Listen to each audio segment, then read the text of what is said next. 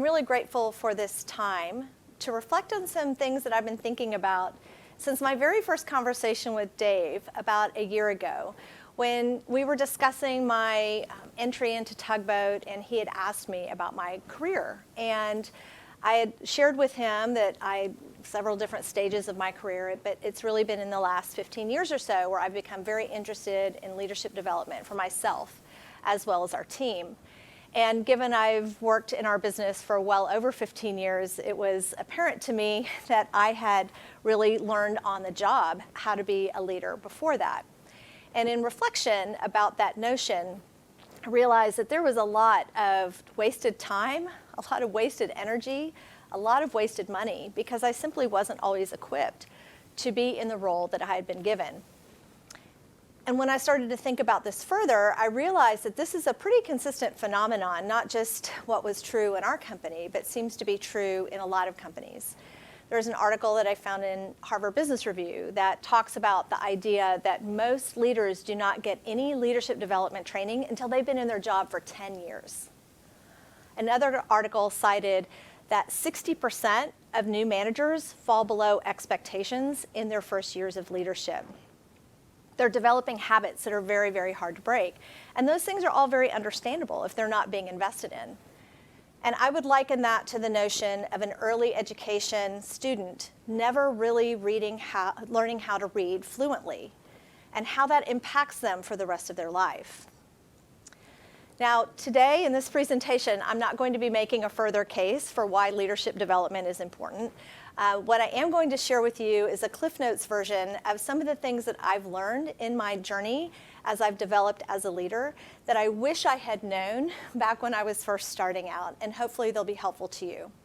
The first one is going to be around the idea that you really need to take personal responsibility for your leadership development throughout your entire career. The second one is really to be clear on and to provide a clear line of sight to your team in order to provide the best opportunity for success. And then the third is around hiring for values and attributes. So let's go back to number one, taking responsibility for your own development as a leader. Now, I realized after kind of going through this journey, maybe about 15 years ago, that my entire career to that point as a leader had been focused on my functional job, the job that I had been hired to do. But what I really needed to do was also dedicate time and energy to developing as a leader so I would do this job better. And it wasn't until way later in my career that I realized that I needed to take responsibility for that.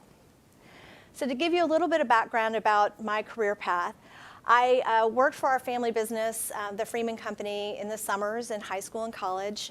And then I went to work full-time in college, starting in sales. And right out of college. And sales is a great place to learn because I really got to learn about all the different aspects of our business. And after I'd done that for a few years, my dad, who was CEO at the time, had suggested that I move to Nashville as the general manager of a new operation that we were setting there. And so at the ripe old age of 25, I moved to Nashville with 4 other directors, director of ops, director of exhibitor services, et cetera.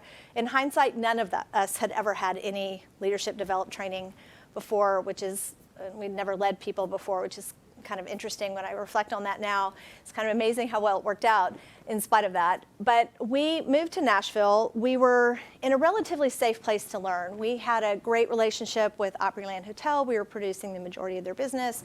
As a relatively low cost of doing business there, as a relatively small market, we were very dedicated to each other, and we were going to move forward. And frankly, at that point, my perspective on leadership was to emulate leaders whom I respected and to steer clear of behaviors that I did not. And we bumped along. We did all right. But what I realize now is that I did not know how to do so many things that especially a general manager should have known how to do. I didn't know how to interview. I didn't know how to train. I didn't know how to develop the team. I didn't know how to set goals. I didn't know how to have crucial conversations, which when you've moved from an individual contributor to now being the leader of a team and learning how to be able to correct behavior and have those difficult conversations, I never really had learned how to do that. didn't learn how to communicate effectively with the team, and I certainly did not have a deep understanding of the P&L, really knowing what levers were the most important for me to pay attention to as a leader. Now, at the end of the day, we were okay. We bumped along, we had a lot of good support, and I would say that learning by doing isn't a terrible thing. However, had I had that development, had I taken responsibility for my own development through that process, I would have been so much better off. And so what I suggest to you, that you ask your company to invest in development. If they are doing so, you should be so grateful, and don't do the eye roll and say, I don't have time to do this training. Understand that this is such an important area for you to invest your time and effort into. If your company does not offer this for you, there are so many great opportunities for you to explore yourself. You can go to LinkedIn Learning, you can go into podcasts, you can read articles. Tugboat certainly has a lot of great resources. And then if you are seeking this, really focus on what are the areas where you struggle. And to me, if I reflect back, I did not like doing performance appraisals. I didn't feel comfortable doing them. I didn't know how to set goals. I didn't know how to have those corrective conversations. And you can do a lot of research on that now, and you can learn how to do it. So I really encourage you, where are the areas that you're struggling, and take responsibility for developing in those areas. And if you are in a position from a leadership perspective to invest in your folks to help support them, please do so. So the next area I would like to focus on is to be clear on and to provide a line of sight to the end game for your company. So my question for you is this: are you able to easily articulate why your work matters, why the work of your team matters to your overall company's success? And are your team members actually able to articulate that themselves? And I know this may seem like a simple question, but my experience has been generally not. People can't make that clear line of sight. The analogy I would use is that someone as saying, I want to lead a healthy life, which is a very noble and important quest. But if you leave it at that, there's a lot of interpretation that could be created as a result. But if you were to say, I want to lead a really healthy life, so therefore, I'm going to get 8 hours of sleep, I'm going to exercise 5 times a week, I'm going to have a plant-based diet. Whatever you choose in order to do the things that are going to help you to get that outcome. And what I see in a lot of businesses, I've seen it in our own, is that this part is pretty ambiguous. Because what the company has said is, we want to make a profit, or we want to have a triple bottom line, or we want to have great customer service, or we want to reduce costs. And those things might all be important, but if there's no clarity around the why and what success really looks like, what that really leads to is your team perhaps having a lot of activity, but without the impact you need. Or a lot of effort and their confusion around effort as opposed to delivering results. When I, as a manager, learned that, first of all, I wasn't always clear on what I needed to do in order to help the company succeed. But then when I had clarity, and then I was able to provide that clarity to my team, it opened up so many windows of opportunity. First of all, it helped me understand better what resources and support I needed.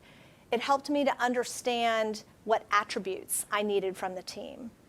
It helped me set goals.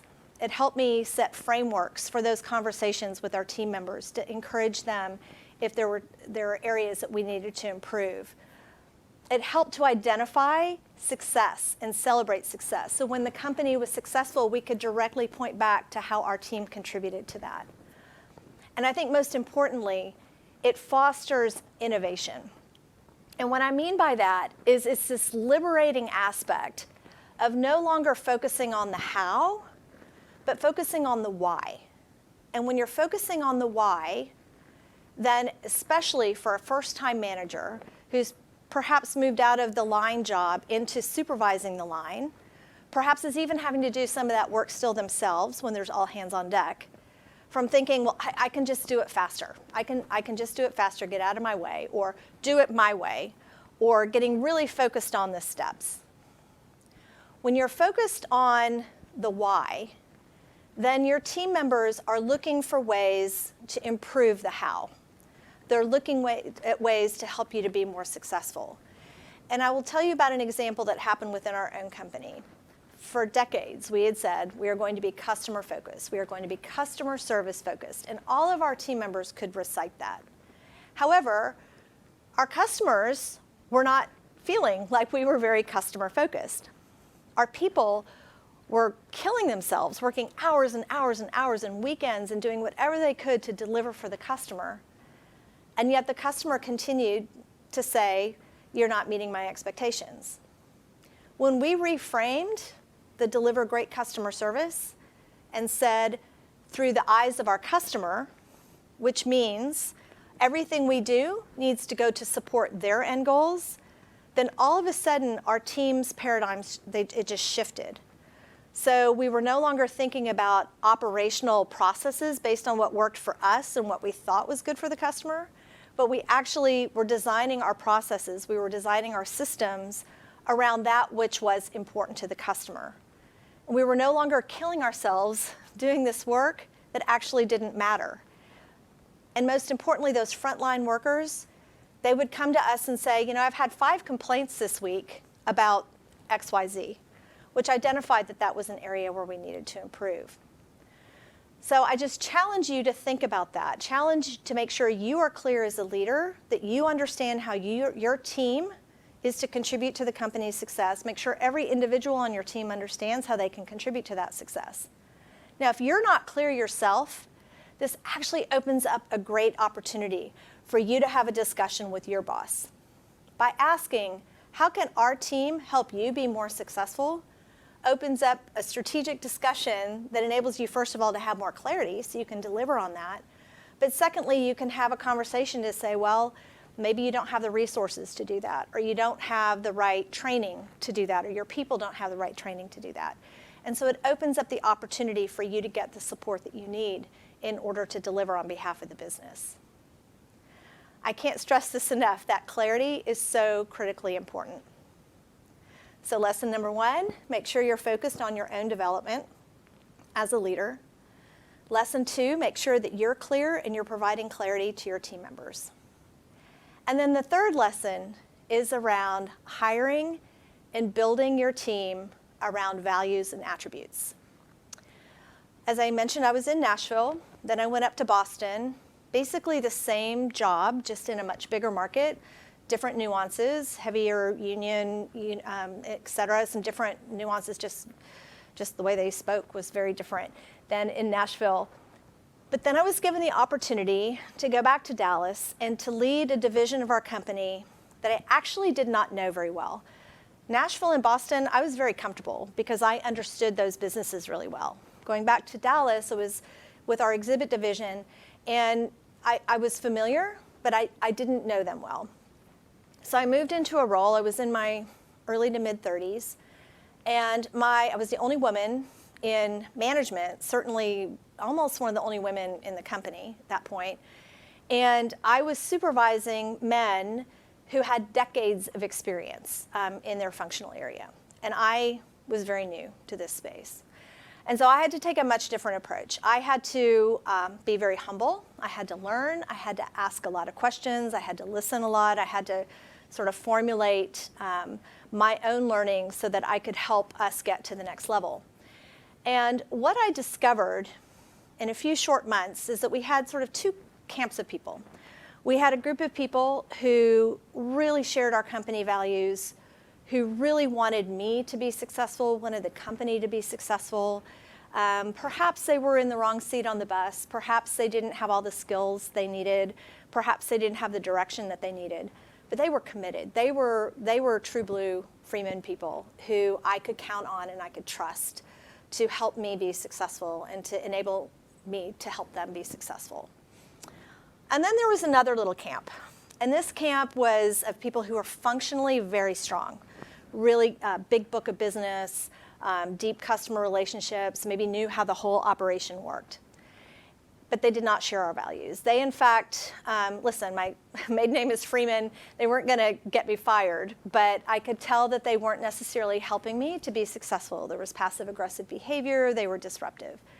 And through some time and through some lessons, I realized it takes a lot of courage to let go of the people who you think you can't live without, but you can if they're not supporting your values. And also to pass on candidates who were rainmakers, who could really make a difference for our company when they weren't aligned with values. It taught me the importance of hiring well. It taught me the importance, and I learned this the hard way, because when I didn't deal with team members who didn't share our values, when I brought somebody into the organization that wasn't aligned with our values, it cost us time, it cost us money, we had service failures, there were productivity issues. But more importantly, we had cultural problems. They were disruptive to the culture. It was hard for us to get things done. And frankly, it was a hit on my own credibility that I didn't deal with some of these problem children. And so I encourage you to never, ever underestimate the impact of the decision of the team that you are building, either the team that you keep or the team that you hire. So what should you look for? Values and competencies. Now, your competencies and your values are unique to your organization, but I will tell you, you can test for all of these through interviewing, through testing, personality testing, et cetera. These aren't things that you need to leave to chance. First of all, shared company values. Do they believe in your company values? That is first and foremost so important. And second, are they motivated for team success? We had some people who were highly motivated, but it was for their personal success. And we had some folks who weren't actually very motivated. They were very comfortable. They wanted the team to win, but they weren't willing to do the work. So you want motivated for team success. The third is people who are curious and they can learn new things. And if there's anything we've learned during this pandemic, it's this overused word of pivot. You need people to help you solve new problems and to always be challenging the status quo so that you're getting better and better and better. The other is that they take the initiative. You need people who will take the initiative. They're not waiting to be told what to do, but they're offering up suggestions and ideas. And this last aspect is something that frankly is a little hard. And it's to hire people who don't think the same way you do. And it's not compromising on values, but how they process, how they see the world, how they've experienced the world. That dynamic, I can't tell you how many people I hired because I thought they would be really, like I could really go to lunch with them every day. And of course they had other skills too. But then when I realized that everybody in the room kind of thought the same way, or you didn't have any of that dynamic, it's a big missed opportunity. So I really, really encourage you to consider how important this is. And then the last aspect on this hiring piece is to consider always looking to hire people who are better and stronger than you and support them in their success. And this takes humility. It's hard not to be threatened in some cases when there's somebody who's better than you or who could replace you. But when my leadership world opened up is when I could prove that I could lead people that I didn't actually know how to do their job, and I was able to get the results that we needed. And that opened up all sorts of new doors for me. So if you've been in a line position and then you've been hired to manage that line position, and that's all you're able to manage, you're going to be limited. But when you can prove that you can hire really competent people, you can lead them, they can move up, and you can move on, it opens up all sorts of career doors for you. So as I wrap up here, I think in all of my reflections back of my time as a leader at Freeman, first and foremost, it's just not lost on me what an incredible privilege and an honor it is to lead a team.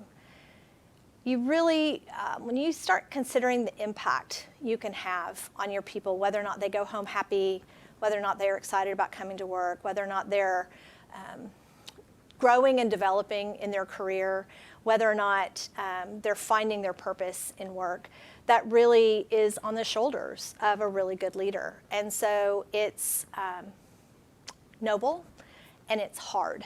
And it requires this constant curiosity and innovation and learning how to be a more effective leader, because it really matters to so many people. You have to be open to learning. You have to be open to listening. You have to know that you're never done. As a leader, you're never, ever done. You need to just continue to develop. So in summary, again, there's so many lessons I've learned over the years. There's so many things I wish I'd known earlier. I guess in some cases, learning through the School of Hard Knocks, it enables you to have those lessons burned into your memory. But I would encourage you, whether you're a first-time leader, or you've been a leader for a while, or you've been a leader for years, I would continue to, first and foremost, invest in your development, in heart, mind, and spirit. Be curious around this. Get better and better and better, because people are depending on you to be a better leader. The second thing is to have and provide absolute clarity so that you're able to foster innovation and set your team up to be more successful. And the third is to hire people and build your team around values and attributes. I really encourage you to do that. I encourage you to do that for yourself, and I thank you for this opportunity.